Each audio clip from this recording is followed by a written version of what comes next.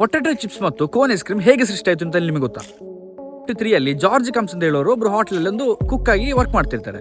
So ಅವಾಗ ಒಂದು customer ಬರ್ತಾರೆ, ಪೊಟೆಟೊ ಚಿಪ್ಸ್ಗೋಸ್ಕರ ಕೇಳ್ತಾರೆ. ಇವ್ರು ಎಂತ ಮಾಡ್ತಾರೆ, ಒಂದು ಪೊಟೆಟೊನ 4-5 ಪೀಸ್ ಮಾಡಿ ಬಿಸಿ ಮಾಡಿ ಬೇಯಿಸಿ ಕೊಡ್ತಾರೆ.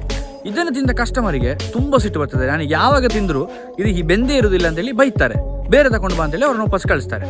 ಇದನ್ನು ಕೇಳಿ ಸಿಟ್ಟಾದ ಜಾರ್ಜ್, ನಿನಗೆ ಈ ಪೊಟೆಟೊ ದೊಡ್ಡ ದೊಡ್ಡ ಪೀಸ್ ಇದ್ರಲ್ಲ ನಿನಗೆ ಪ್ರಾಬ್ಲಮ್ ಅಂತೇಳಿ ಅದನ್ನು ತಗೊಂಡೋಗಿ ಸಣ್ಣ ಸಣ್ಣ ಸ್ಲೈಸ್ ಆಗಿ ಮಾಡಿ ಎಣ್ಣೆಯಲ್ಲಿ 1-2 ನಿಮಿಷ ಎಕ್ಸ್ಟ್ರಾನೇ ಹಾಕಿದ್ರು. ಕಸ್ಟಮರ್ಗೆ ಸಿಟ್ಟಿಂದ ಎಕ್ಸ್ಟ್ರಾನೇ ಹಾಕಿ ಅದಕ್ಕೆ ಉಪ್ಪು ಬೇರೆ ಎಂತೆಲ್ಲ ಮಸಾಲೆ ಎಂತೆಲ್ಲ ಹಾಕಿದ್ರು ಚಂದ ಆಗಬಾರ್ದು ಅಂತೇಳಿ ಅದನ್ನು ಹೋಗಿ ತಗೊಂಡೋಗಿ ಕೊಟ್ಟರು. ಇದನ್ನು ತಿಂದ ಕಸ್ಟಮರ್ಗೆ ತುಂಬಾ ಖುಷಿ ಆಯಿತು, ಅಷ್ಟು ಟೇಸ್ಟ್ ಇತ್ತು. ಸೊ ಹಾಗೆ ಪೊಟೆಟೊ ಚಿಪ್ಸ್ ಇನ್ವೆನ್ಷನ್ ಆಯಿತು. ಅದೇ ಥರ 1904 ಅಲ್ಲಿ ಒಬ್ಬರು ಫೆಸ್ಟಿವಲ್ ಎಲ್ಲ ಐಸ್ ಕ್ರೀಮ್ ಮಾರ್ತಾ ಇರ್ತಾರೆ. ಅಂದರೆ ಆ ಟೈಮಲ್ಲೆಲ್ಲ ತಟ್ಟೆಲೆಲ್ಲ ಹಾಕಿ ಐಸ್ ಕ್ರೀಮ್ ಕೊಡ್ತಿದ್ರು. ಸೊ ಅವತ್ತು ನೋಡಲಿಕ್ಕೆ ತುಂಬ ಕಸ್ಟಮರ್ ಬರ್ತಾರೆ, ತಟ್ಟೆ ಬೇರೆ ಖಾಲಿ ಆಯ್ತು, ಎಂತ ಮಾಡೋದು ಅಂತೇಳಿ ಆಲೋಚನೆ ಮಾಡಬೇಕಾದ್ರೆ ಪಕ್ಕದ ಕಡೆಯಲ್ಲಿದ್ದ ಒಂದು ಈ ರೆಫೆಲ್ ಶೀಟ್ ಥರದಿತ್ತು. ಸೊ ಅದನ್ನು ಕೋನ್ ಟೈಪಲ್ಲಿ ಮಾಡಿ ಕಸ್ಟಮರ್ಗೆ ಕೊಡಲಿಕ್ಕೆ ಸ್ಟಾರ್ಟ್ ಮಾಡಿದ್ರು. ಇದರಿಂದಾಗಿಯೇ ಕೋನ್ ಐಸ್ ಕ್ರೀಮ್ ಅಂತ ಹೇಳೋದೊಂದು ಇನ್ವೆನ್ಷನ್ ಆಯಿತು. ಸೊ ಹೇಗೆ 2 ಕತೆ ಕೂಡ ಹೇಗಿತ್ತು. ಸೊ ಇದೇ ಥರದ ಕಥೆಗಳು ಇನ್ನೂ ಕೇಳಬೇಕು ಅಂತ ಹೇಳಿದ್ರೆ ಈ ಅಕೌಂಟನ್ನು ಈಗಲೇ ಫಾಲೋ ಮಾಡಿ. ಸೊ ನೆಕ್ಸ್ಟ್ ಒಂದು ವಿಡಿಯೋದಲ್ಲಿ ಮತ್ತೊಟ್ಟಿಗೆ ಸಿಗ್ತಾನೆ. ಎಲ್ಲರಿಗೂ